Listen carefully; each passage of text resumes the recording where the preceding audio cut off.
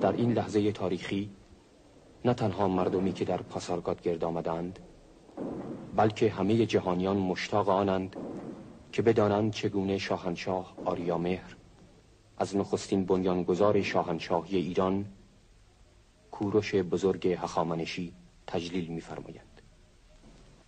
کوروش شاه بزرگ، شاه شاهان،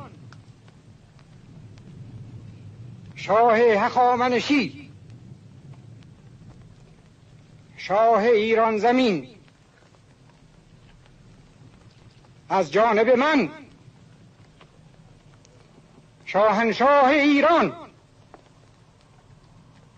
و از جانب ملت من بر تو درود باد. در این لحظه پرشکوه تاریخ ایران من و همه ایرانیان، همه فرزندان این شاهنشاهی کهن که 2500 سال پیش به دست تو بنیاد نهاده شد، در برابر آرامگاه تو سر ستایش فرود می آوریم و خاطره فراموش نشدنی تو را پاس می داریم.